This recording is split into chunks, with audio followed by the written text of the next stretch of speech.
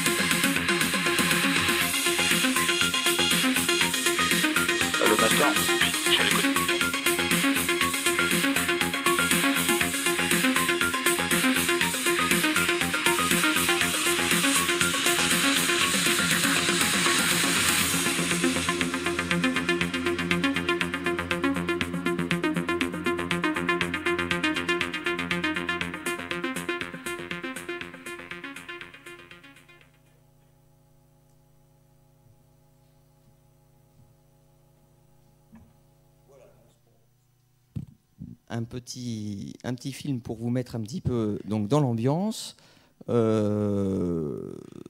qui doit... Alors attendez, voilà. Qui doit finalement vous faire comprendre quoi? La 400, ce n'est pas du tout le remplaçant du Transal. C'est aussi le remplaçant du Transal, mais ce n'est pas uniquement le remplaçant du Transal. Il fera bien davantage, et je vais essayer de vous le décrire un petit peu maintenant. Alors d'abord, pourquoi la 400?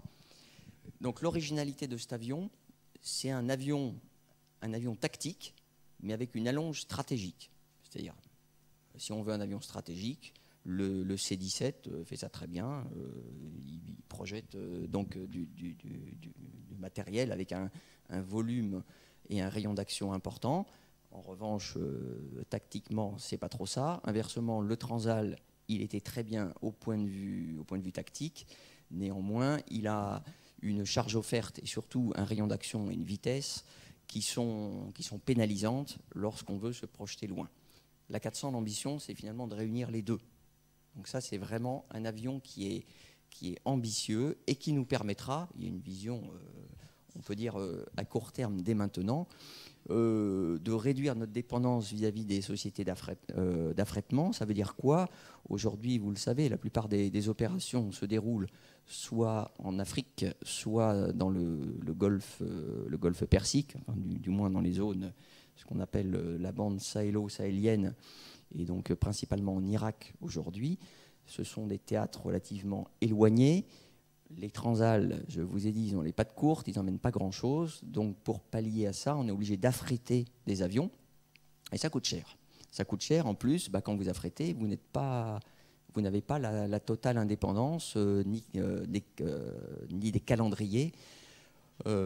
Donc la 400, on en avait déjà besoin, on le savait, mais avec les opérations qui sont très nombreuses aujourd'hui, le besoin est encore croissant et vraiment, il est plus que jamais d'actualité.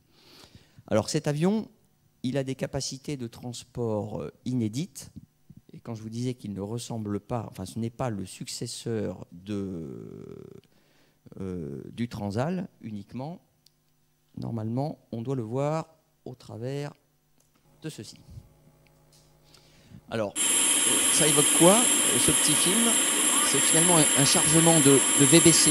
VBCI, c'est quoi? C'est le nouveau char, c'est à la fois un char et un véhicule de transport de troupes, plutôt de l'armée de terre, mais qui est un véhicule imposant, qui fait une trentaine de tonnes. En gros, il n'entre ni dans un C-130, ni dans un C-160. C'est des matériels qui ont été employés en Afghanistan, qui le sont actuellement au Mali. Et pour projeter ce genre de matériel, soit vous le faites avec de l'affrètement, soit vous avez besoin d'un avion nouveau. Et l'A400 est capable, au point de vue volume et surtout au point de vue tonnage, c'est-à-dire charge emportée, de transporter un véhicule de ce genre. C'est quand même une trentaine de tonnes. À titre de comparaison, quand on veut faire une mission, quand on veut projeter quelque chose à 5000 km, qui est à peu près le rayon d'action de du moins l'éloignement de nos théâtres d'opération aujourd'hui, il faut retenir qu'un Transal, il emmène à peu près 6 tonnes, il lui faut 2 jours pour amener 6 tonnes à 5000 km. Un A400, il vous emmène une trentaine de tonnes en 8 heures. Donc vous voyez que ça n'a rien à voir, c'est vraiment une dimension au-dessus, et ça, les premiers enseignements montrent que ça marche très bien et nous en sommes très satisfaits, et ça a fluidifié et accéléré le cycle de projection des matériels des armées françaises. Donc, je vous dis, ça c'est 30 tonnes quand même. Un véhicule vraiment lourd, fortement blindé.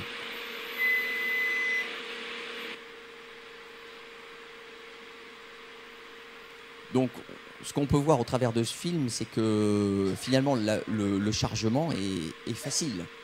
Et évidemment, on sait que le gabarit est bon. Ensuite, il suffit tout simplement de le mettre sur le pont, vous l'amarrez, vous l'arrimez, et vous êtes capable de l'emmener à 5000 km, 8 heures.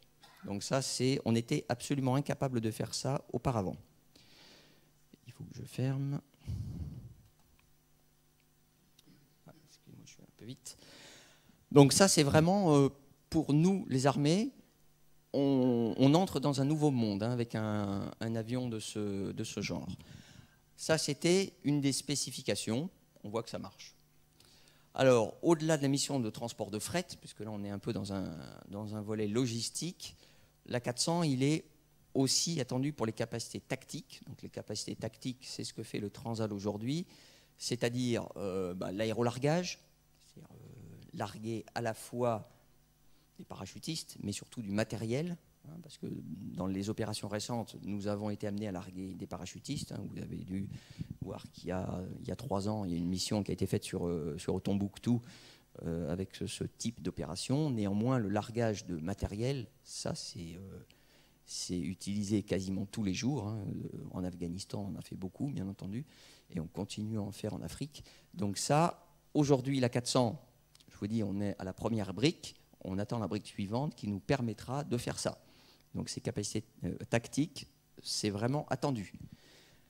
Ça nous permettra aussi de faire des évacuations sanitaires. Les évacuations sanitaires, c'est rapatrier des blessés, ça vous connaissez tous ceci. Et la troisième mission importante des capacités tactiques est le ravitaillement en vol.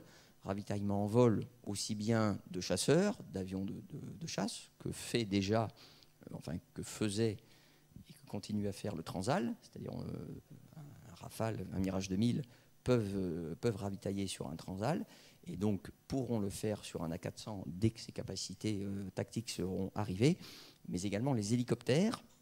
Les hélicoptères, maintenant dans l'armée de l'air, nous avons un hélicoptère qui est extrêmement performant et vraiment adapté aux opérations modernes, qui s'appelle le Caracal, le C725, qui est doté de capacité d'être ravitaillé en vol. C'est-à-dire qu'il a une perche qui lui permet de faire des missions relativement dans la profondeur du territoire ennemi, mais pour cela, il a besoin d'être ravitaillé. Et donc, on attend de l'A400 qu'il puisse ravitailler ses hélicoptères pour leur donner une allonge supplémentaire. Donc, à ce jour, ce volet tactique, il n'est pas encore en service dans l'armée de l'air, il n'est pas encore qualifié. Donc, Airbus travaille d'arrache-pied à satisfaire ses capacités et donc à ce que la brique tactique arrive prochainement. Donc ce genre d'opération, je ne peux pas vous le montrer sur un A400, puisque je vous dis on ne l'a pas encore dans l'armée de l'air, mais pour vous illustrer un petit peu ce que c'est, vous allez voir quel genre d'opération c'est. C'est filmé d'un Transal ou d'un C-130, mais qui vous permettra de vous projeter dans ce que sera capable de faire l'A400 d'ici quelques mois ou quelques années. Il y a un dernier volet que j'ai oublié, qui sont aussi les capacités d'autoprotection, c'est-à-dire la capacité de l'avion à se protéger d'une menace extérieure, donc principalement d'un missile solaire. Aujourd'hui, ce n'est pas encore tout à fait abouti, et donc, alors que sur C-130, nous l'avons. Donc ça aussi, c'est attendu, j'aurais pu le mettre dans la liste. Donc voilà ce que ça donne aujourd'hui sur les autres avions et ce que ça donnera très prochainement, il faut que je clique 2 fois, avec l'A400. Donc ça, c'est ce qu'on appelle de l'aérolargage, c'est-à-dire ça permet de livrer du matériel relativement lourd avec par les airs, avec des palettes qui sont extraites par la rampe arrière de l'avion et qui permettent, puisque c'est très précis, hein, ça arrive exactement où on veut, qui permettent d'acheminer des véhicules ou alors n'importe quel type de matériel au sens livraison logistique, hein, de la nourriture, de ce que vous voulez. Donc là, on voit quand même un véhicule relativement lourd de l'armée de terre qui était parachuté. Ça, c'est ce que ça donne vu du camion. Donc ça, c'est régulièrement employé, hein, je vous dis, quasiment tous les jours. Et après, ça tombe tout simplement par gravité au bout d'un parachute jusqu'aux troupes qui les attendent en bas. Donc ça, je précise, hein, c'est bien un C-160 qui le fait. Vous voyez d'ailleurs tout de suite, par rapport au film précédent, la comparaison de la taille de la soute. On voit bien que c'est beaucoup plus petit par rapport par rapport à l'opérateur. Donc ça, c'est vu de l'extérieur. La rampe s'ouvre, ce sera exactement la même chose avec la 400. Et vous allez voir un petit parachute qui va lui-même extraire la palette qui sort, avec ensuite des gros parachutes qui la freinent de manière à ce qu'elle se pose en douceur. Deuxième capacité attendue, c'est tout simplement le largage des parachutistes.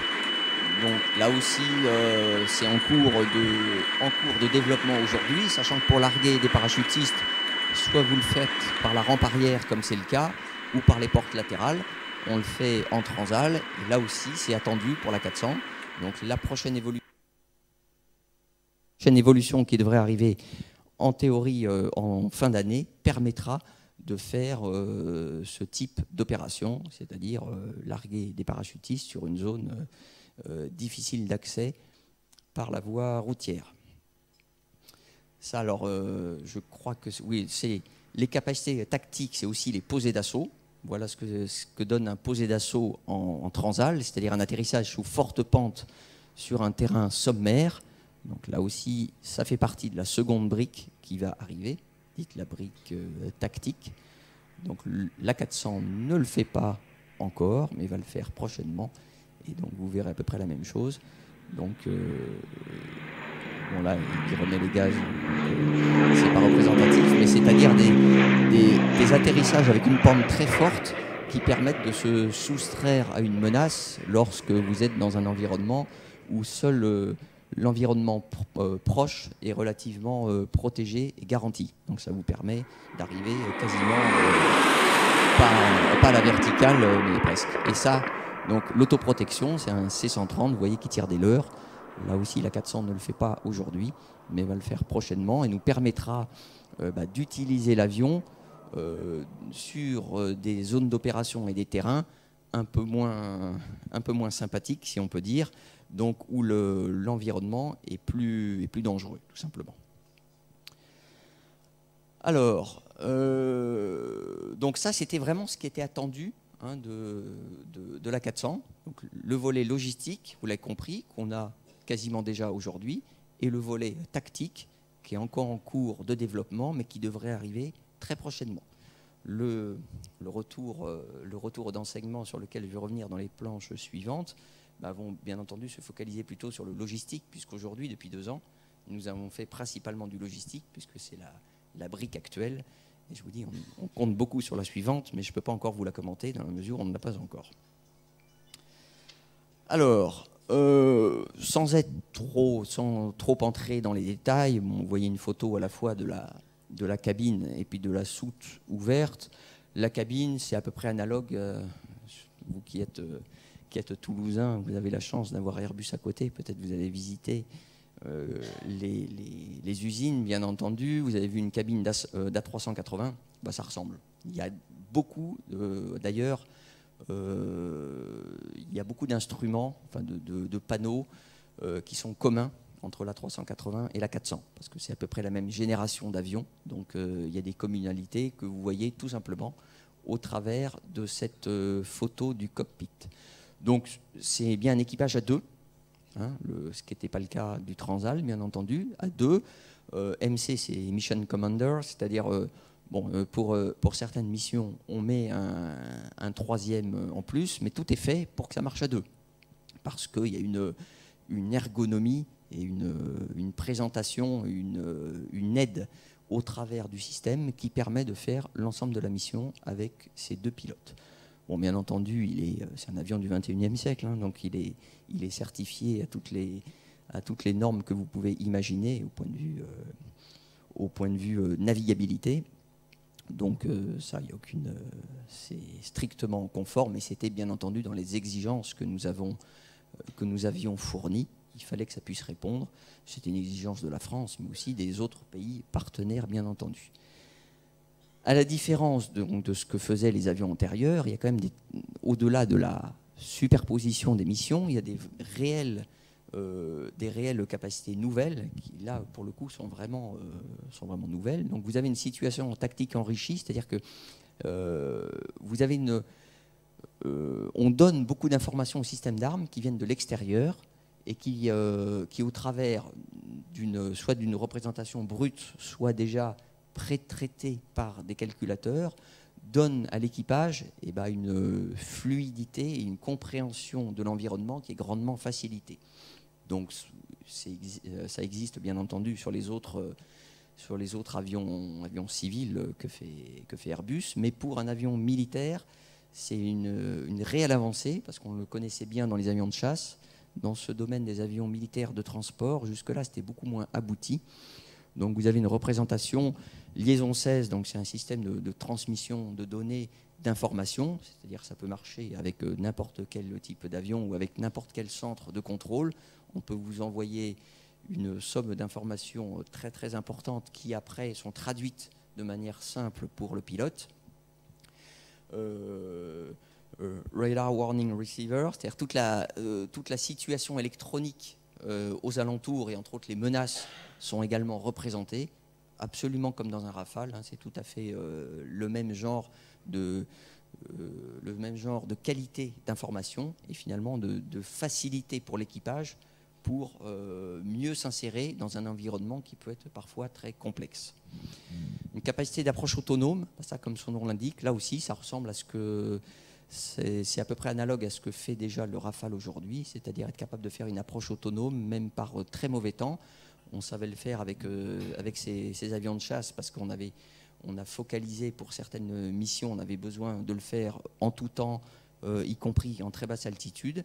Et ce qu'on savait faire sur les avions de chasse, on l'a transposé finalement sur les avions de transport, qui est capable de faire du vol dans les nuages en très basse altitude, avec un système qui, bien entendu, garantit la sécurité, parce qu'il est capable d'épouser la forme de terrain.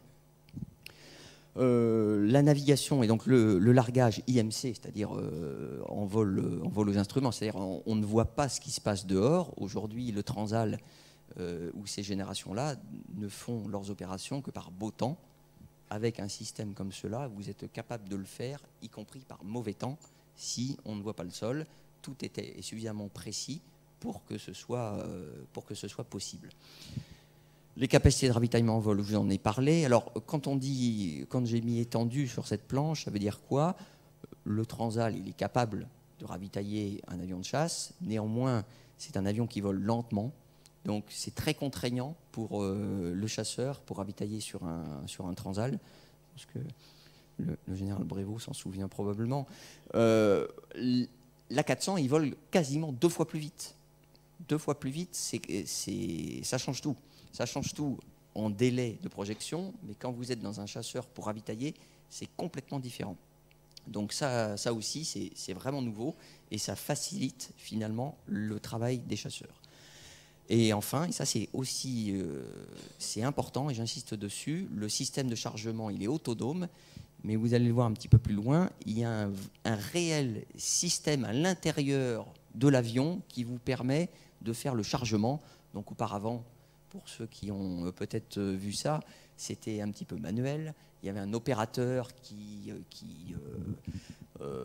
au vu de ce qu'on voulait mettre dans l'avion, calculait le centrage avec des courbes, des trucs, c'était compliqué à faire. Et bien maintenant, vous avez un système qui est un petit peu plus grand qu'un ordinateur, mais globalement, c'est un ordinateur qui vous aide pour faire ça automatiquement. Donc il est instantanément capable de vous dire je rééquilibre mon avion comme ci, comme ça, au gré du chargement.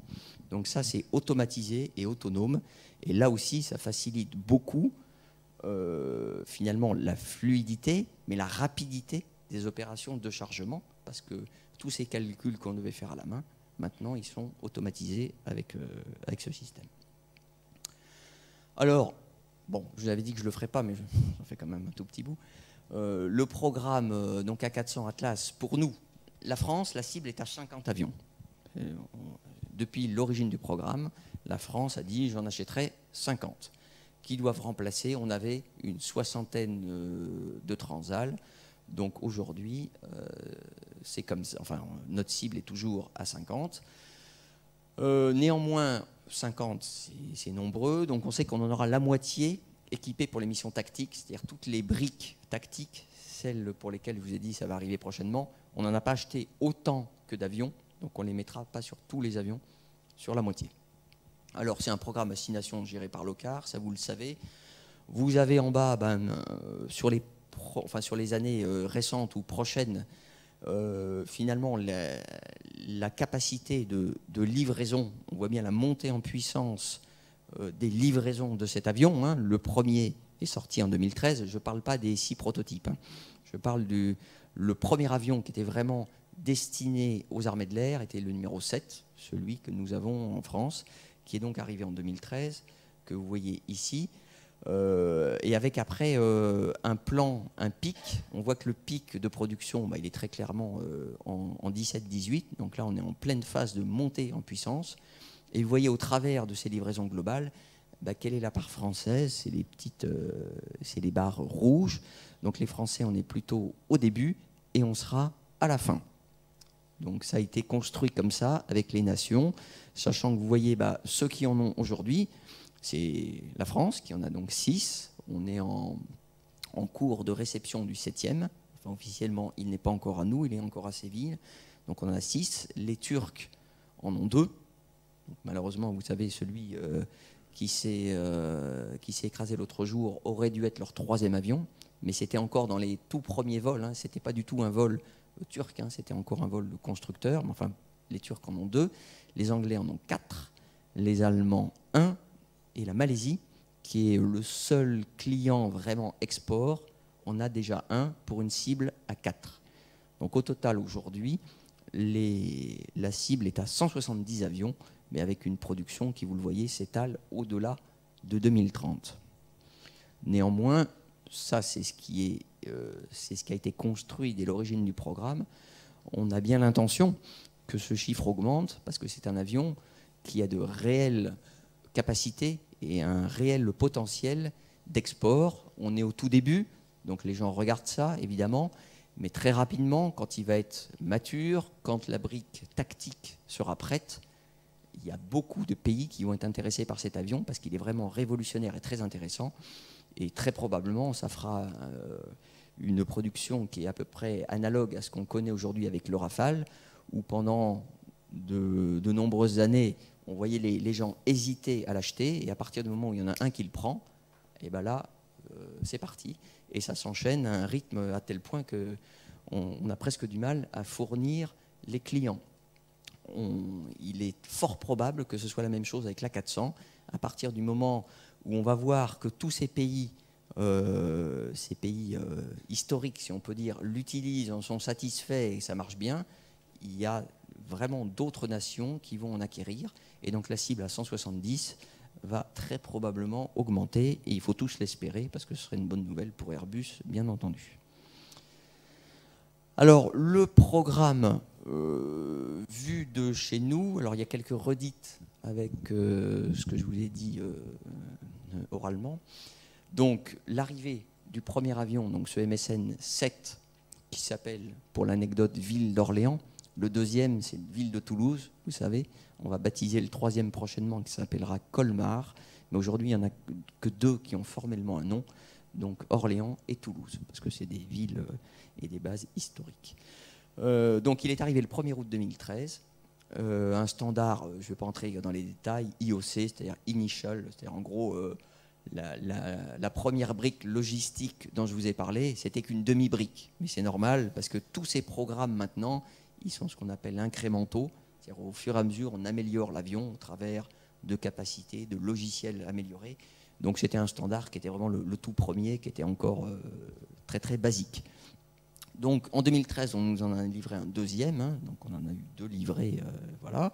2014, 4 de plus, nous en sommes aux 6, donc qui sont nos 6 avions aujourd'hui, avec des numéros qui ne sont pas les 6 premiers, parce que entre-temps, on en a livré un aux Turcs, qui a été la deuxième nation. Donc nous, on doit avoir 7, 8, 9, 11, 12 et 14, quelque chose comme ça, mais peu importe. On en a donc 6 aujourd'hui. En 2015, on en attend 2 à 4. Alors pourquoi 2 à 4? En théorie, c'est 4. Néanmoins, on le voit au travers du développement de cette seconde brique que je vous évoquais tout à l'heure, et aussi des travaux d'Airbus, et en plus des conséquences de l'accident qui font que forcément là, tout a été gelé et tout ne reprend pas tant qu'on ne saura pas exactement ce qui s'est passé. Et ben, ça fait que pendant ce temps-là, évidemment, ça ne sort plus des chaînes et ça se décale, et que les deux qu'on devait avoir en fin d'année, très probablement, ils vont basculer en 2016. C'est pour ça que j'ai mis de 2 à 4. Donc le prochain étant le 19, qui sera le 7e. Là, c'est vraiment imminent parce qu'il est fini. On est dans les phases comme quand vous allez chez votre garagiste pour vérifier si votre voiture est bonne. Et ben, on en est à peu près au même stade. On vérifie que c'est conforme à ce qu'on avait commandé. Avec en plus capacité de largage à ouverture retardée. Sur le film, on voyait une rampe arrière qui permettait à du matériel, à des jeeps ou des camions d'être parachutés. Donc c'est ça qui est dû en plus, c'est-à-dire que on commence à voir des petits bouts de la deuxième brique qui arrivent, et donc il faut vérifier que ça soit vraiment implémenté dans ce numéro 19 avant qu'on puisse le recevoir. Ensuite, il y a quand même eu, vous le savez tous, hein, probablement, enfin du moins la plupart d'entre vous, j'imagine, il y a eu en mars 2015, donc c'est quand même pas vieux, c'est il y a 2 mois, il y a eu un changement chez Airbus important, c'est-à-dire l'équipe qui manageait ce programme a été changée pour diverses raisons, mais parce que cette seconde brique tactique, elle n'arrivait pas aussi vite qu'elle aurait dû, donc Airbus a jugé qu'il fallait changer, donner une nouvelle impulsion, ce qui a été fait. Donc on va bien voir ce que ça donne au résultat dans les semaines à venir, et principalement dans la réception de ce 19. Donc les priorités françaises, elles ont été affichées, je vous les ai déjà dit, mais on peut les réaffirmer. Moi, mon retour, c'est avoir ça, surtout l'autoprotection. Parmi ce qui manque dans la seconde brique, on a mis une sorte de priorisation, de hiérarchie. L'autoprotection, c'est les leurres, là, ou du moins ce qui permettra à l'avion de ne pas être tout nu face à une menace solaire. Et ça, on en a besoin, parce que pour aller sur des plateformes qui sont celles d'aujourd'hui en Afrique, qui sont celles des gros terrains, c'est-à-dire on va où? On va à Niamey, on va à Bamako, on va à N'Djamena, sur des grandes villes où vous avez des grands aéroports internationaux. Si vous voulez aller un peu plus au fin fond du Sahel, dans des coins moins bien protégés et moins bien connus, vous avez besoin d'une autoprotection pour que l'avion soit capable de réagir, ou du moins de se protéger si jamais il était agressé par des missiles solaires. Donc ça, c'est attendu, et pour nous, c'est très important, parce qu'aujourd'hui, quand je veux ravitailler mes troupes à Madaba, c'est au fin fond du Niger, là, complètement dans le nord-est, je ne peux pas y aller en A400, parce que la menace est quand même trop forte, et on est obligé de se poser, par exemple, donc à Niamey, ensuite de transvaser ça dans un transal qui lui-même ira l'amener jusqu'à Madama, parce que lui est protégé contre ça. Donc si vous voulez le faire directement au départ de la métropole, il nous faut ça, et donc c'est pour ça que c'est réaffirmé comme quelque chose de très important. Ça nous permettra de faire des opérations de manière beaucoup plus efficace, parce que ça évite ces transvasements qui font perdre du temps. Deuxième capacité, c'est le largage de matériel. Donc c'est ce que je vous disais qu'on attend au travers du numéro 19. Là, il devrait avoir ça, c'est-à-dire on sera capable de livrer par air des chars, des jeeps qui pourront sortir avec le parachute que vous avez vu avec le C-160 tout à l'heure. Troisième chose, c'est le largage de personnel. Ça, c'est les parachutistes historiques, si vous voulez. Hein. C'est pas le débarquement, mais c'est un peu ça. Hein. C'est-à-dire que des parachutistes qui sortent tout simplement pour aller prendre position sur un emplacement bien déterminé. C'est l'opération qui a été menée à Tombouctou au début de l'opération Serval, hein, qui a été faite avec des Transal et des C-130. Et bien aujourd'hui, on n'est pas capable, mais dans le très proche avenir, si on nous demande de faire la même mission, on a bien l'intention de le faire avec un A400. Il y a une différence complète entre les deux. C'est qu'aujourd'hui, cette opération Tombouctou, on a dû mettre en place les parachutistes à Bamako, et ensuite les faire monter dans l'avion à Bamako pour être parachutés à Tombouctou. Ce que je vous disais au point de vue logistique, c'est la même chose avec des parachutistes. Avec un A400, je fais monter tous mes parachutistes à Orléans directement et on est capable de faire la mission à Tombouctou. Il a la longe, la vitesse, il a tout. Donc c'est un avantage opérationnel énorme, vous en doutez bien. Quatrième, capacité de poser en terrain sommaire. Donc c'est se poser, je prenais l'exemple de Madama, mais quand on se pose au nord du Mali, là où les opérations sont les plus dures aujourd'hui, dans la phare des hydrogas, là, donc le terrain est en tessalite, je ne vais pas en A400 à tessalite aujourd'hui. Donc si je veux aller ravitailler rapidement mes troupes là-bas, j'ai besoin de me poser sur un terrain qui est mal préparé. Donc ça, c'est la quatrième chose. La cinquième, c'est le ravitaillement en vol. Aujourd'hui, nous ne l'avons pas. Et enfin, les évacuations sanitaires. Là aussi, si vous avez des blessés, et ben, avec la 400, vous en ramenez beaucoup, ce qu'on ne souhaite pas, mais surtout, vous les ramenez rapidement. Parce qu'il va 2 fois plus vite. Donc c'est extrêmement important, vous en doutez bien, dans ce genre de situation. Alors, je passe sur un autre volet maintenant qui est le vrai retour d'expérience aujourd'hui de l'armée de l'air. Donc, comment on s'est organisé pour le soutien et la formation. Ça, c'est vraiment en vigueur, parce que ces 6 avions, il faut bien les soutenir. On a dû former du personnel, aussi bien les mécaniciens que les pilotes. Comment on fait ça? Alors, donc, il faut retenir que l'A400, c'est un avion neuf, à tout point de vue. Vraiment, au point de vue taille, au point de vue conception, c'est un avion neuf. Et il a fallu faire une base neuve, parce qu'un A400, c'est 2 fois plus gros qu'un Transal, à peu près. Donc, il n'entrait pas dans les hangars qu'il y avait sur la base d'Orléans, qui avait été dimensionné pour le Transal et pour l'Hercule, C-160 et C-130. Donc, il a fallu construire une infrastructure dédiée à pouvoir accueillir et entretenir ces avions. Donc l'infrastructure, aujourd'hui, elle est toujours en profonde transformation à Orléans. Le premier bâtiment, qui est un superbe bâtiment qui nous donne 2 postes de travail, a été livré, il marche, il est fonctionnel, ce qui nous permet évidemment d'entretenir les avions, quelle que soit la météo, enfin conformément aux règles que nous devons respecter.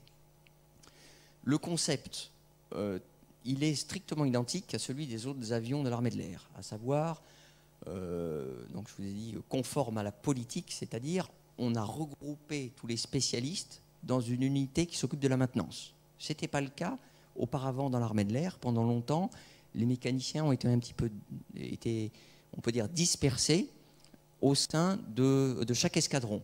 Donc depuis quelques années, on a changé ce système, on les regroupe tous au sein de la même unité qui est chargée finalement de délivrer les prestations de maintenance à divers clients s'il y a plusieurs escadrons.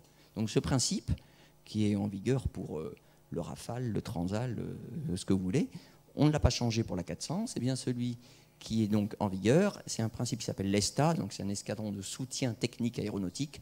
Ça veut dire quoi? Que tous les mécaniciens sont regroupés dans une unité unique qui est chargée finalement de délivrer l'activité à l'escadron employeur aujourd'hui, puisqu'il n'y a qu'un escadron. Lorsqu'il y aura plusieurs escadrons d'A400, ça ne changera rien du tout.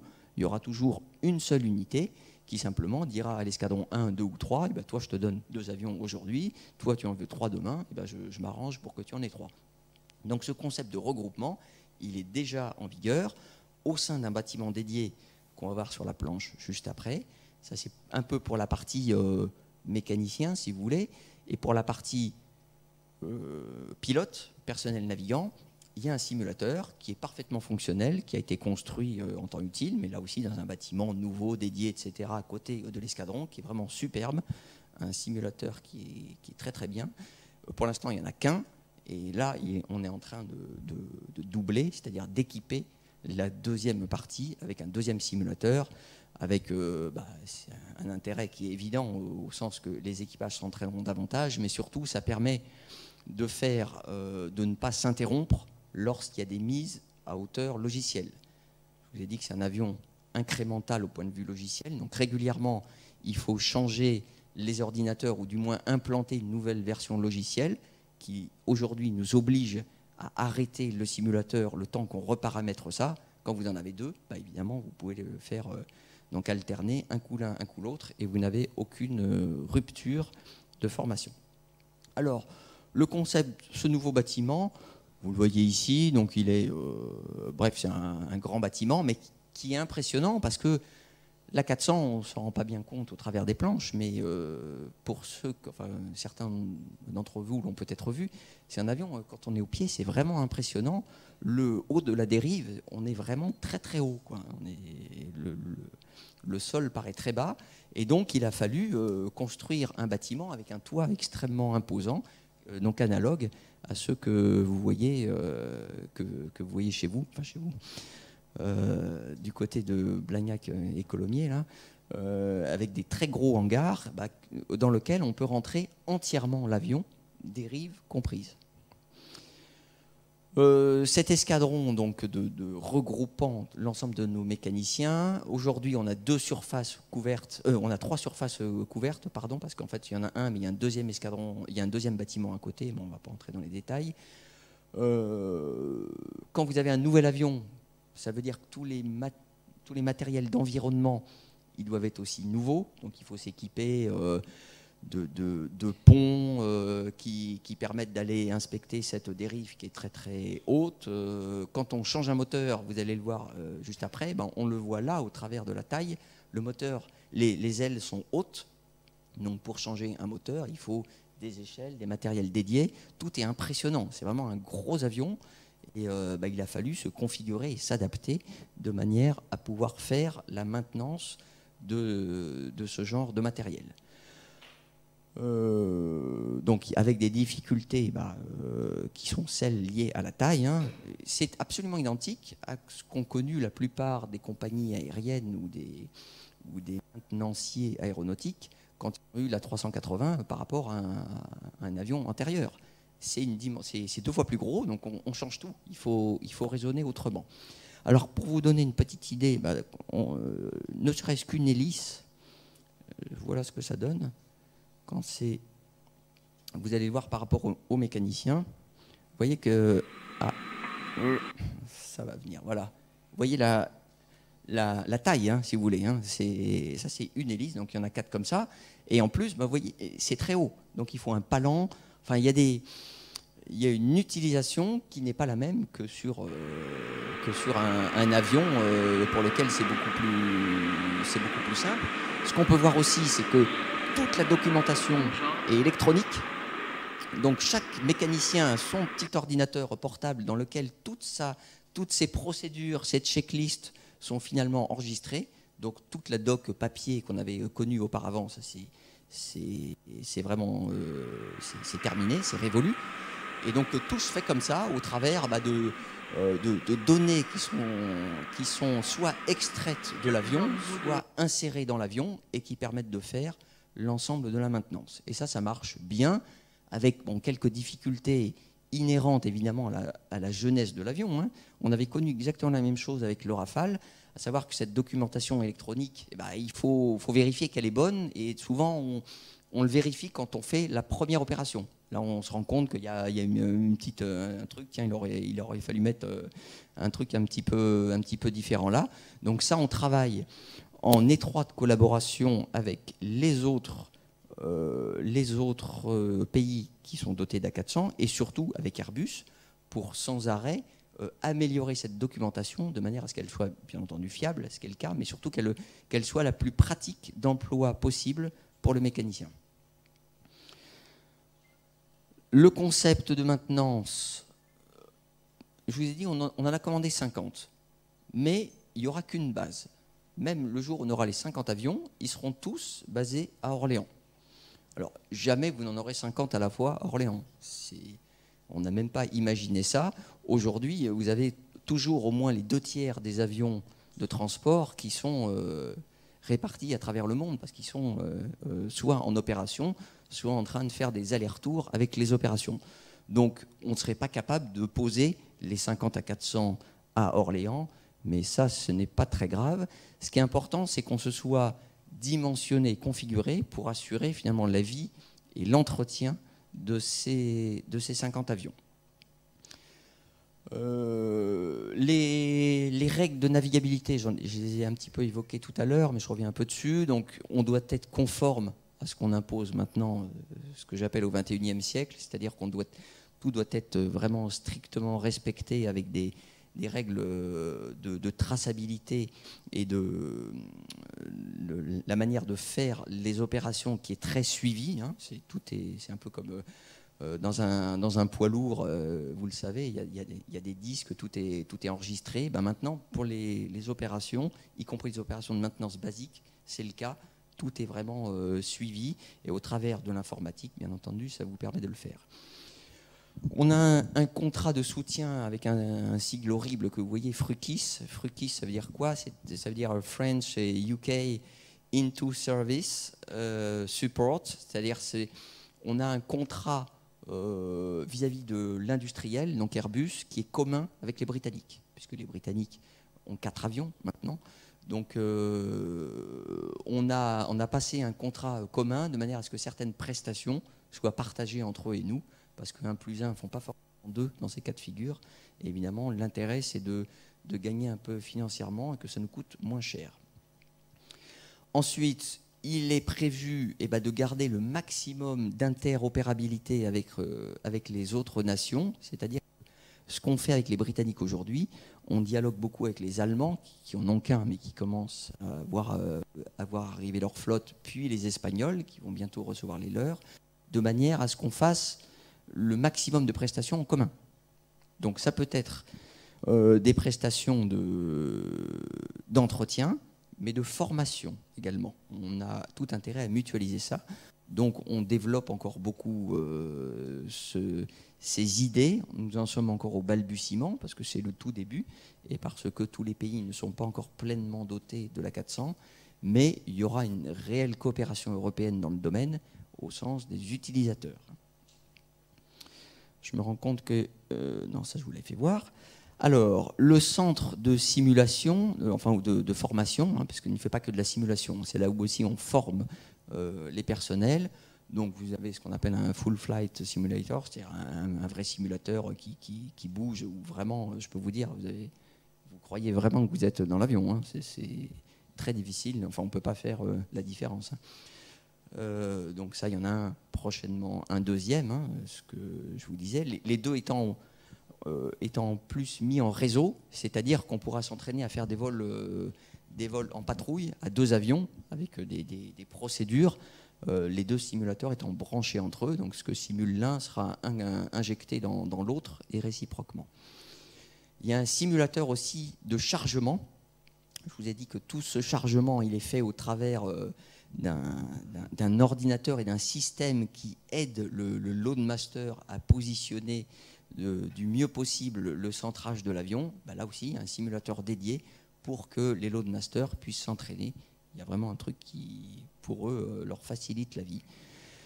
Et il y a également donc un simulateur pour les mécaniciens qui sont capables de répéter des opérations de maintenance avec des outils informatiques qui leur permettent de simuler ces opérations pour lesquelles, normalement, enfin, qu'on ne fait pas souvent, et de manière à leur faciliter l'exécution, si jamais un jour ils devaient le faire pour de vrai, ils peuvent s'entraîner au simulateur. Alors, il y a encore un petit film qui va vous faire voir ce qu'on voit de l'intérieur du simulateur. Il y a quelque chose qui est intéressant, d'ailleurs, là-dedans. Ah, toc. Et bien, le voilà. Alors,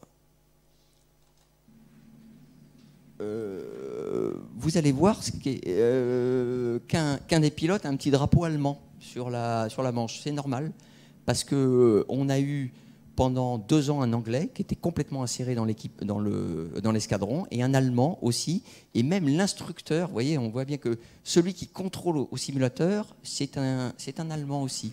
Ça veut bien dire que ces prestations de mutualisation européenne, elles sont déjà en vigueur, balbutiantes certes, mais on sait qu'on va développer ça. Donc là, c'est un équipage mixte, français-allemand, contrôlé par un instructeur allemand, et ben, qui va faire sa mission. Lui, je crois que c'est un Allemand aussi. Et bon, on ne voit pas bien entendu, parce que enfin, c'est pris avec une caméra. Mais le système d'armes est vraiment remarquable et tout à fait conforme. Là, on le voit pris depuis le pupitre instructeur, qui est capable de voir évidemment tout ce que voit l'équipage à l'intérieur, de lui simuler des pannes, des missions, enfin un simulateur tel qu'on les connaît depuis quelque temps, mais qui est particulièrement riche. Alors, eh bien, excusez-moi, sans la souris c'est moins facile. Eh bien, ça non plus, on l'a déjà vu. Oui, alors oui, c'est quelques vues qui vous donnent, mais on le voyait un petit peu dans le film, hein, le pupitre instructeur. Ça, c'était le Loadmaster, le simulateur de chargement, et le pupitre instructeur du simulateur. Bon. Troisième et dernier volet maintenant, donc ce que ça donne en opération, puisque je vous ai dit, je vous ai un peu rappelé ce qu'on attendait de la 400, je vous ai rappelé quels sont les premiers enseignements, enfin comment on s'est configuré de manière à accueillir cet avion vraiment nouveau. C'était une grosse étape pour nous. Bon, maintenant, en opération, nous n'avons fait que des vols logistiques. Je me répète, mais c'est important. Mais vous allez voir que les vols logistiques, ils sont quand même impressionnants, parce que voilà où est déjà allé l'avion. Donc en rouge, c'est ce qu'il fait quasiment tous les jours, hein. En rouge ou en orange, hein. Donc ça, c'est le ravitaillement des zones d'opération africaines, ou Jordanie et Émirats, où sont déployés les avions de chasse français. Djibouti, il y va aussi tous les jours. Donc ça, c'est vraiment les lignes opérationnelles. Et ensuite, ce qu'il a fait, soit en expérimentation pour vérifier que tout allait bien, ce sont les lignes jaunes. Donc il y a eu pas mal de missions donc aux États-Unis. Il a fait une longue campagne en Amérique du Sud aussi. Il est allé à La Réunion, où on a montré qu'il pouvait y aller rapidement, facilement, que ça marchait très bien. Une campagne temps froid qui a été faite en hiver dans le grand nord de la Norvège, pour vérifier que par temps froid, ça marchait bien. Et puis surtout, il y a 2 mois, il a fait une mission qui s'est déroulée de manière nominale, qui était, on peut le dire, extraordinaire. C'est qu'il a fait le tour du monde. Tour du monde au travers de ce que vous voyez en blanc. Alors, il y a un petit bout qui est coupé. Donc, cette mission Tour du monde, on voit qu'il est allé aux Émirats, il est allé en Inde, il est revenu aux Émirats parce qu'il en a profité pour faire une mission opérationnelle, en Malaisie, en Australie, en Nouvelle-Calédonie, à Tahiti, Honolulu, Los Angeles, Washington, ou San Francisco, je crois, ou enfin, je sais plus, peu importe, Washington, et retour à Orléans. Ça s'est passé de manière nominale. Donc, vous allez voir un petit film juste après que je vais vous projeter, qui va vous résumer cette opération, qui vraiment a été remarquable et a pu finalement mettre en lumière le potentiel de cet avion. Hein, ça a été vraiment impressionnant et tout le monde a été surpris, enfin agréablement surpris par finalement les capacités offertes. Et on a eu, ça s'est remarquablement bien déroulé. Ça, c'est le point de situation qui était au 1er avril, mais ça a un petit peu changé, évidemment. En gros, retenez pas les chiffres, mais il faut savoir que ce qui compte, c'est ces lignes vraiment logistiques faites régulièrement sur les théâtres d'opération. Il y en a à peu près 2 par semaine, et là, ça se passe très bien. Alors, cette fameuse mission Tour du monde, comme il y a un petit film qu'a fait le CEM, qui était responsable parce qu'on considérait que c'était encore de l'expérimentation. C'était dans un cadre d'expérimentation, même s'il est allé jusqu'au salon Avalon, qui est qui est l'équivalent du Bourget en Australie. Il est allé là-bas, mais c'est dans un cadre de missions d'expérimentation, et on a surtout profité pour faire de l'expérimentation en facteur humain et en résistance des personnels. Donc vous allez les voir, beaucoup sont équipés de petites électrodes qui permettaient de mesurer les phases l'arrivée des phases de fatigue. On en a profité pour faire tout ça. Alors, j'ai un peu de mal à positionner ma souris qui est partie, je ne sais pas où là. Eh bien, voilà, elle est là. Tac. et B. Ça va aller mieux comme ça.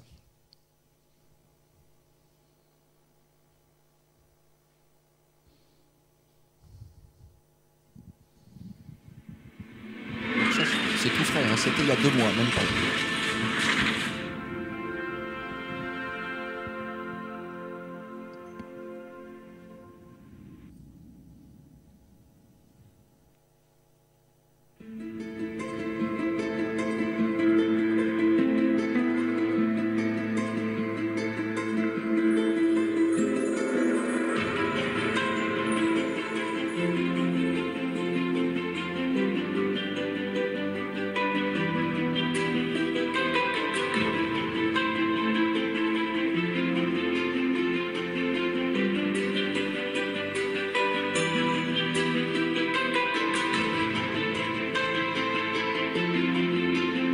Durant tous les vols que nous avons effectués, nous avons été équipés d'électroencéphalogrammes pour mesurer notre activité et détecter les signes qui amènent à l'endormissement en vol, et notamment les micro-sommeils.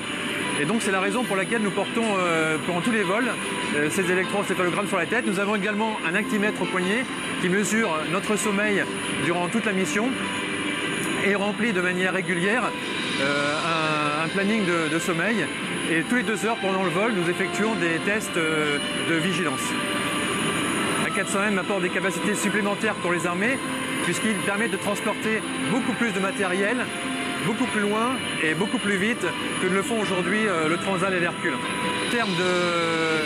En termes de comparaison, on peut dire que l'A400M double les capacités par rapport au C-130. Il va 2 fois plus vite, il a un rayon d'action quasiment doublé. Et la soute est 2 fois plus grande que celle d'un C-130. Donc on peut dire qu'un A400M équivaut à 2 C-130.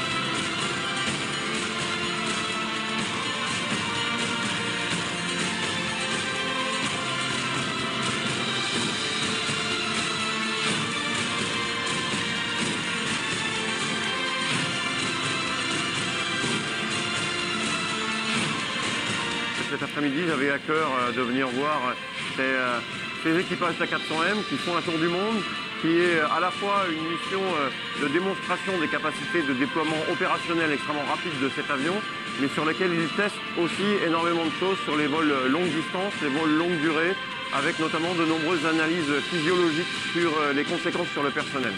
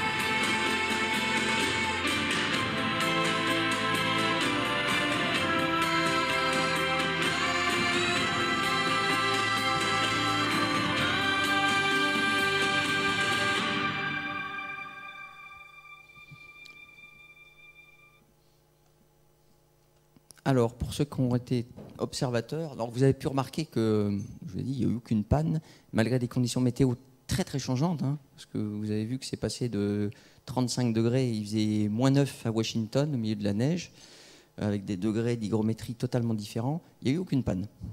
Donc, vraiment une mission qui a pleinement comblé, au-delà de nos attentes, l'armée de l'air. Hein. C'est vraiment remarquable. Et je pense que c'est révélateur du potentiel futur de cet avion, parce que il montre qu'il a la capacité de le faire facilement, parce qu'on pourrait amener un Transal à l'autre bout du monde comme ça, mais ça serait au prix de très nombreuses étapes et ce serait très compliqué. Alors que là, on le voit au travers de son allonge que finalement le nombre d'escales est réduite. Deuxième truc intéressant, vous avez peut-être remarqué dans le film, on voyait en particulier lorsque c'était au ralenti, que les hélices ne tournent pas dans le même sens. Hein, vous avez dû remarquer ça. Donc c'est des hélices, ce qu'on appelle contra-rotatives. Donc elles tournent volontairement, certaines dans le sens des aiguilles d'une montre et les autres en sens inverse, une de chaque côté, sur chaque aile si vous voulez. Donc c'est volontaire. Ça aussi c'est une originalité, pas au sens technique, mais enfin on n'avait pas du tout l'habitude de ce genre de dispositif. Et il faut savoir que sur cet avion, le moteur est vraiment, lui, quelque chose d'extraordinaire. Hein. Le système est vraiment bien, mais le moteur, là, il y a un truc qui est vraiment un champion du monde de sa catégorie, parce que être capable de faire avec un turbopropulseur ses performances, entre autres tenir une vitesse qui est quasiment la même que celle d'un avion à réaction pendant aussi longtemps avec des performances comme ça, il y a une réelle prouesse technologique qui est vraiment fantastique. Alors les enjeux maintenant pour nous, après l'arrivée, comment on se configure? Eh bien c'est simple. Alors cette petite planche vous présente un peu. Ça, c'est en gros ce que fait. Je prends une vingtaine de tonnes, même pas, je prends 5 tonnes. Voilà le rayon d'action d'un Transal. C'est quand même petit. Un C-130 Hercule, c'est un peu mieux. Il va un petit peu plus vite aussi. Il a une soute qui est à peu près identique, mais surtout, on voit qu'il a un rayon d'action supérieur. En revanche, ce qu'on voit là au travers de ces 3 courbes, c'est ce que fait la 400 à vide, avec une dizaine de tonnes et avec 25 tonnes. Donc même avec un chargement 5 fois plus gros, enfin 5 fois plus lourd que ce que fait le Transal, on voit qu'il a déjà doublé son rayon d'action. Donc en fait, quand le lieutenant-colonel Luneau parlait il fait 2 fois mieux, il fait nettement plus que 2 fois mieux, parce qu'il emporte beaucoup plus 2 fois plus loin et 2 fois plus vite. Donc il fait largement ce que fait, ou plutôt ce que font 2 Transal. Alors comment on s'est organisé par rapport à ça? C'est qu'en fait on est obligé d'adapter les concepts, et entre autres il y a une base mère qui est Orléans, mais on va voir qu'au travers de cette base mère, et finalement avec les capacités de cet avion, on est capable de faire ce qu'on appelle les concepts de hub and spoke, c'est-à-dire vous avez quelques points d'appui. C'est un peu un concept qui est employé par les grandes compagnies aériennes. Vous avez quelques points d'appui qui vous permettent de ravitailler n'importe où, enfin l'ensemble du globe, avec éventuellement le concept hub, c'est-à-dire un autre avion qui vous amènera dans un endroit où la 400 ne pourra pas aller. Ce que ça donne, c'est tout simplement ça. On imagine qu'il y aura une base mère Orléans, mais ensuite 4 bases qui seront celles où on pourrait envoyer un A400 lorsqu'il y en a besoin. Et au travers de ces petites images, on voit que l'ensemble du monde est quasiment couvert. J'ai même pas mis Papeete, parce que si vous mettez Tahiti en plus, on voit bien que l'ensemble du Pacifique il est couvert également. Donc tout simplement en prépositionnant un A400 sur chacun de ces terrains, vous couvrez déjà l'ensemble du globe, ce qui n'était évidemment pas du tout le cas aujourd'hui. Après, il suffit donc d'imaginer ce qui est déjà le cas. On le voyait sur le film, on voyait un CASA quand il volait au départ de Nouméa, on le voyait en patrouille avec un autre avion. C'est un CASA qui est basé ici, qui lui restera basé là. Mais c'est-à-dire qu'avec une base mère, puis ses bases de projection, parce que souvent les opérations de projection se font au départ d'Istres et non d'Orléans, même si aujourd'hui on pourrait le faire directement au départ d'Orléans, peu importe. Mais avec ça, plus des casas qui sont donc prépositionnés sur ces 3 terrains, et ben vous pouvez faire quasiment ce que vous voulez. Et c'est bien notre concept et notre idée d'opération future. J'ai pris l'exemple, là c'est une charge de 20 tonnes, hein, on pourrait aller au-delà, puisque vous avez vu que quand on emmène un VBCI, il fait 30 tonnes. Hein. Alors, je suis un petit peu long. En conclusion, de ces premières capacités, de ces quasiment 2 ans d'utilisation de la 400, il faut retenir que c'est vraiment un avion révolutionnaire. Donc là, je crois que le terme n'est pas galvaudé, c'est vraiment un avion nouveau, hein, qui n'a rien à voir avec un quadrimoteur comme le C-130, hein, par exemple. Il n'a de 4 turboprops que c'est le seul point commun qu'il a avec lui, parce que vraiment ils ne font pas du tout la même chose. Donc c'est un avion révolutionnaire aussi bien dans son concept que les perspectives d'emploi. Ça va changer beaucoup de choses pour nous, ça le change déjà d'ailleurs. Donc les premiers retours sont extrêmement prometteurs, hein. On le voit au travers de nos missions en opération et on le voit avec cette mission Tour du Monde, hein, qui s'est très bien passée. Après, bon, je ne vais pas vous masquer que comme tout avion, au début de sa carrière, il y a des défauts de jeunesse qu'il faut corriger. C'est normal, hein, on travaille avec l'industriel, tout n'est pas nominal immédiatement. On n'a jamais vu un avion comme ceci, hein, donc il y a des choses à corriger. C'est ce qu'on appelle le déverminage au tout début, hein. On avait connu ça avec tous les avions antérieurs, on a connu ça avec le Rafale, hein, qui a eu un début de vie un petit peu compliqué, ben c'est pareil. Ce qu'on attend maintenant, que la logistique a montré que ça marchait bien, c'est vraiment ses capacités tactiques, hein, cette seconde brique qui est vraiment importante pour qu'on puisse pleinement utiliser l'avion, et en particulier en opération. Et là, on croit beaucoup dans cet avion. Quand on dit que c'est un avion bien né, on le pense sincèrement. Et c'est un produit européen. En plus, on a quand même tout intérêt à valoriser ça, parce qu'on a un produit vraiment exceptionnel. Donc, qui, je crois, est promis un bel avenir. Donc, ça fera comme le Rafale, à partir du moment où, en dehors de la Malaisie, qui était un client export dès le début, mais prochainement, il y a d'autres clients qui sont intéressés par cet avion. Et à partir du moment où il y en a un qui va se lancer dedans, on sent qu'après, la traînée de poudre va se répandre. Et il y a un réel potentiel, parce qu'à la différence du Rafale, c'est un avion qui peut servir à beaucoup de choses, et finalement la plupart des pays peuvent y trouver un intérêt. Un avion de chasse comme le Rafale, n'importe quel État soit n'a pas forcément la volonté d'acquérir ça, soit n'a pas forcément les moyens financiers ou l'organisation pour le faire.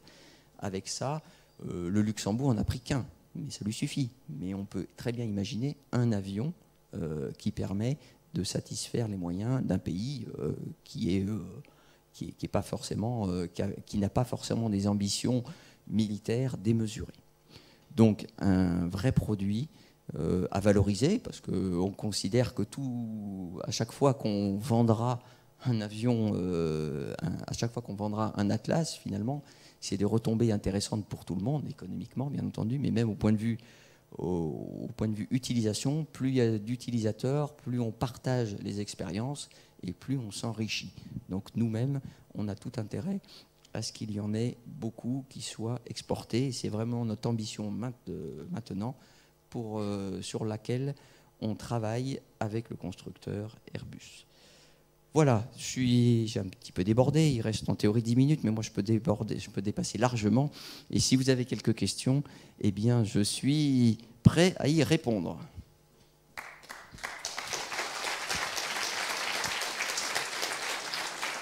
Merci.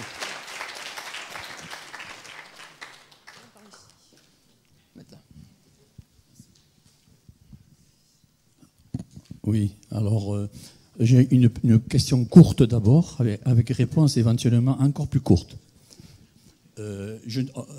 Comme tous les avions, le A400 a pris du poids au fil du programme. Au début du siècle, il était annoncé pour 70 tonnes à vide. Bon, chiffre qui a évolué au cours du temps, 72, 74, 75, 77, 78. Et j'ai même, depuis un an, on a pu lire 80, et j'ai même lu une fois 81. Alors quel est le bon chiffre? A priori, c'est 80, c'est bien la cible. Mais ce qui compte, c'est alors pourquoi il s'est alourdi, hein, c'est ça qui est intéressant, parce que on veut en faire un réel avion polyvalent. Et un avion polyvalent, des fois on se rend compte qu'il faut faire, il faut enrichir, voire adapter quelques parties. Un des points majeurs d'alourdissement, si on peut dire, c'est l'empennage, parce qu'on demande beaucoup de choses à cet avion, et entre autres, il a une stabilité qui est remarquable. Une stabilité remarquable avec les performances de ce moteur extraordinaire dont je vous ai parlé. Et il faut compenser tout ça de manière à ce qu'il ne devienne pas instable. Et il a fallu un peu redimensionner ça, ce qui contribue entre autres à l'alourdissement relatif. Ouais. Mais aujourd'hui, je vous rappelle, nous, la cible, c'est être capable de transporter un VBCI. Donc c'est 30 tonnes. Il est capable de le faire, donc il répond à notre besoin. Voilà. Alors maintenant, est-ce que dans l'état-major, il y a des gens qui se posent des questions sur que faire des Hercule C-130 qui approchent la trentaine? Est-ce que l'on pense les garder, oui. Les moderniser ou les remplacer éventuellement par des C-130J qui sont plus performants que le H? Alors, ils sont plus performants, mais très différents. Enfin, c'est un autre programme. Comme je m'occupe de la préparation de l'avenir, oui. Je peux vous en parler. Les 14 C-130 qu'on a aujourd'hui, ils vont être modernisés. Vous avez peut-être vu, enfin, je ne sais pas, mais puisque c'est quand même public, la loi de programmation militaire, elle est accessible à tout citoyen, ce qui est normal.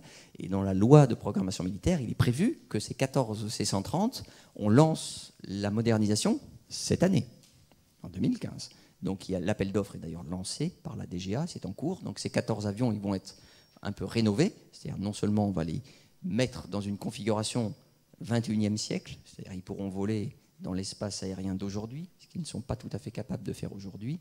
Et on en a besoin parce que l'Atlas est intéressant pour certaines choses.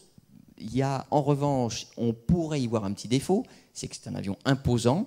Et pour certaines opérations spéciales, on considère que le C-130 est beaucoup plus adapté, parce qu'il est peut-être un peu plus petit, mais lui a déjà des capacités tactiques aujourd'hui. Il est remarquablement efficace, c'est celui dont se servent nos forces spéciales tous les jours. Ça marche très bien. Et donc, on a bien l'intention de moderniser ceux d'aujourd'hui, c'est-à-dire des H et des CH d'ailleurs. On a les deux. Pour l'instant, les J, on n'a pas fait ce choix à l'heure actuelle. On réfléchit toujours à toutes les pistes, évidemment, bien entendu. Donc, vous avez peut-être vu dans la presse qu'on s'interrogeait effectivement sur des avions supplémentaires. Est-ce que ce serait des H? Est-ce que ce serait des J? Est-ce qu'il y en aura? Tout ceci n'est pas du tout arrêté. Mais en tout cas, l'avenir des C-130, il est, à mon avis, bon, parce qu'il est complémentaire. Voilà, il est complémentaire de l'Atlas. C'est-à-dire on a besoin des deux. Le Transal, il est mort. Enfin, il est mort. Au sens qu'on sent bien qu'il est en fin de vie pour diverses raisons. C'est vraiment un avion ancien qui commence à avoir des difficultés de vieillesse, hein, tout simplement. Ne serait-ce que parce que vous savez que ces moteurs sont des moteurs très particuliers, hein, des moteurs donc Tyne, dont le constructeur Rolls-Royce n'assure plus la fabrication des pièces de rechange. Donc ça, c'est quand même préoccupant. Et ce sont les mêmes moteurs que ceux des Atlantique 2 qu'on prolonge aujourd'hui. Donc il faut gérer ça finement. Donc globalement, le Transal, il n'a plus d'avenir. En revanche, l'avion complémentaire de l'Atlas, pour les opérations spéciales ou des petites opérations, y compris sur le territoire métropolitain, le C-130 est parfaitement adapté. Donc je crois qu'il a toujours un bel avenir devant lui.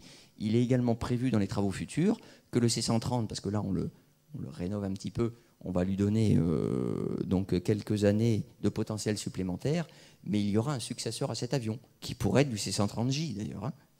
Mais il y aura quelque chose complémentaire de l'A400, c'est prévu comme ça dans la loi de programmation. Le contribuable, je ne sais pas. Non, mais en tout cas, l'utilisateur, sachez que la complémentarité des deux est importante et sera garantie. Une question, est-ce que l'Atlas sera armé pour faire un appui aérien au niveau du sol pour les troupes d'élite? Très clairement, aujourd'hui, ce n'est pas prévu. Justement, c'est le C-130 qui est plutôt dédié à ce genre de choses. On n'a pas l'intention d'en faire un gunship, hein, puisque c'est quelque chose qui existe au travers du C-130. Donc on n'a pas l'intention de l'armer, même si le potentiel existe. C'est-à-dire on pourrait. Techniquement, ce serait possible, mais quand je vous parlais de complémentarité entre les deux, c'est bien plutôt envers le C-130 qui fait déjà ça très bien aujourd'hui, qu'on va conserver dédié à ces opérations, y compris pour faire des frappes air-sol, qui ne fait pas encore très bien pour les C-130 français, mais qu'on est en train, au travers de ce programme de modernisation, d'acquérir. Donc l'Atlas, non, le C-130, oui. Je dis bien, pardon. Oui, bonsoir. Je pense que l'Allemagne a reçu un appareil. On a un, vous l'avez vu dans la planche. Ils en ont un, mais alors prochainement ils vont en avoir d'autres. Ils ne sont pas très très contents de ce qu'ils ont reçu. C'est vous qui le dites. Ils ont 875 défauts signalés par les équipages. C'est pas moi qui le dis. Oui, bon. Alors, nous aussi, dans nos appareils, un défaut, c'est quoi? Dans notre premier avion, on avait 1000 défauts. C'est pas du tout... il faut savoir si c'est un défaut, si c'est juste une rayure, mais il y a ça dedans. Donc attention, quand on prend des chiffres comme ça, il faut les prendre avec prudence, parce qu'il y a des défauts vraiment mineurs et il y a des défauts importants, voire qui peuvent être bloquants. Donc c'est ça qu'il faut analyser. Des défauts, nous, il y en a eu. Je ne vais pas vous cacher, hein, c'est pas du tout nominal. Hein. Il y en a eu, mais c'est normal. C'est-à-dire tout avion, quand il sort de chaîne, il a quelques défauts. C'est pour ça qu'on fait des vols de réception, des vols d'expérimentation pour vérifier qu'il n'y en a pas, ou s'il y en a, les corriger. Donc oui, j'ai lu comme vous que les Allemands n'étaient pas satisfaits. La différence entre les Allemands et nous, c'est que sont servis plus tard. Vous l'avez vu, c'est la 4e nation, alors que nous, on était les premiers. Donc on a l'habitude d'être un peu les premiers et d'essuyer un peu les plâtres. Donc on n'a pas plus été étonné que ça, parce qu'on s'y attendait un petit peu, si vous voulez. Maintenant, la réaction des Allemands, moi je les laisse maîtres de leur communication. Hein. C'est effectivement, ils se sont exprimés en disant qu'ils s'attendaient à mieux. Ça a été une des causes, vous le savez, de ce changement de Mars, parce que bon, Airbus est quand même une société européenne, mais enfin l'Allemagne est quand même un partenaire important d'Airbus.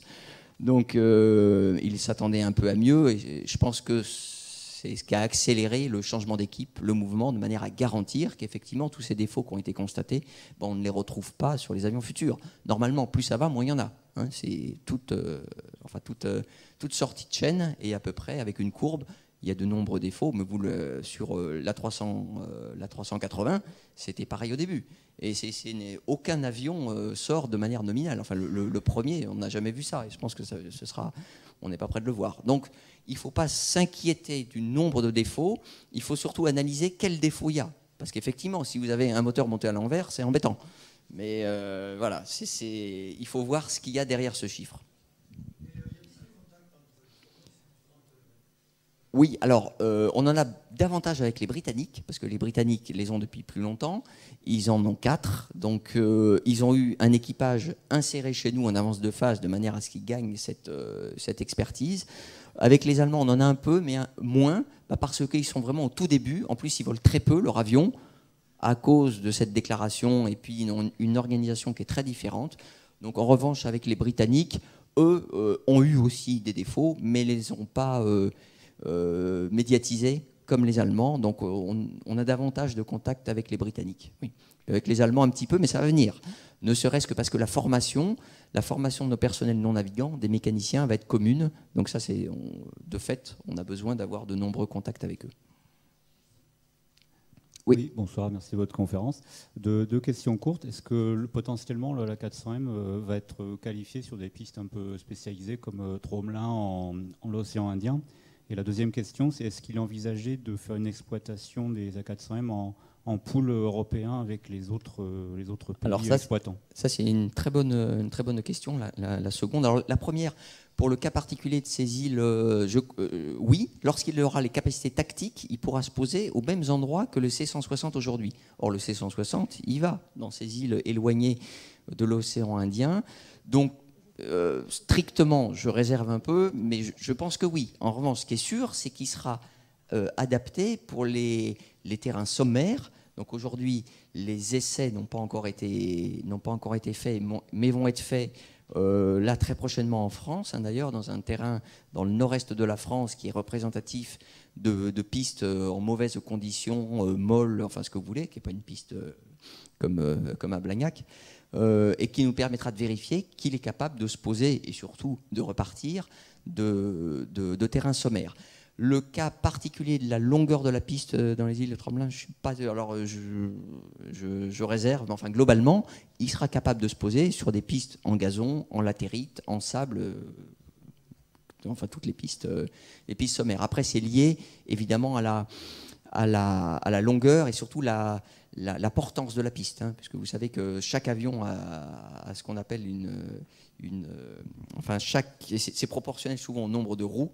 Hein, une capacité de poinçon, c'est celle qui est importante pour voir s'il est capable de se poser sur un terrain ou pas.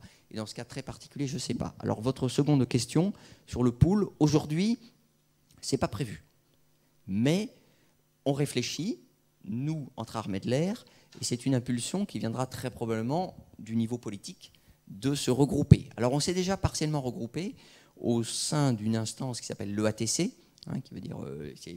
l'European Airlift Transport Center. Tous les avions de transport européens, ils sont mis pour emploi dans un pool qui est à Eindhoven, aux Pays-Bas, et qui gère l'ensemble des demandes des pays membres de ce groupe et qui y répond. En gros, je suis roumain, j'ai besoin de transporter 5 tonnes de matériel de Roumanie en Pologne, et ben c'est peut-être un avion allemand ou un avion belge qui va faire ça. L'objet de ce centre, c'est de mutualiser ces moyens européens et de dire, il a une disponibilité de tout, et il dit, le mieux pour faire votre mission, c'est de prendre un avion là, qui allait justement juste à côté, en Pologne, en Hongrie, qui va faire un petit détour chez vous, qui va prendre votre matériel, qui va l'amener là, et qui repartira ailleurs. Donc on a déjà cette vision globale européenne au travers de ce centre. Donc qui répond partiellement à ça. Mes A400, c'est pas mes A400, c'est nos A400. Ils font déjà ça. C'est-à-dire qu'ils font beaucoup de missions pour les opérations françaises, mais ils font aussi, on l'a vu peut-être sur la carte quand on voyait les lignes, certaines, c'était des missions au profit de l'EATC, parce qu'on a transporté, par exemple, un détachement allemand qui doit aller se mettre en place aux États-Unis pour un exercice, et c'est un A400 français qui va faire ça. Inversement, nous, de temps en temps, on a besoin de transporter un régiment ou un détachement de la marine de Brest à Toulon, c'est peut-être un C-130 belge qui va le faire. C'est bien le concept de mutualisation de l'EATC qui existe déjà. L'A400, il n'y a que les Français, il n'y a que les A400 français qui font partie de ce pool aujourd'hui. Les autres le feront probablement, les Allemands s'intégreront. La deuxième partie de votre question, c'est est-ce qu'on fait une unité commune européenne? Ça, pour l'instant, ce n'est pas prévu. On pourrait imaginer un escadron commun. Vous avez vu qu'il y avait un pilote allemand avec un équipage mixte. On pourrait imaginer que ce soit une espèce de truc regroupé. Ça a été envisagé. Pour l'instant, ce n'est pas encore lancé, mais ça pourrait venir. Je pense avoir répondu à vos deux questions. Mais est-ce que vous en avez une... je vous vois dubitatif.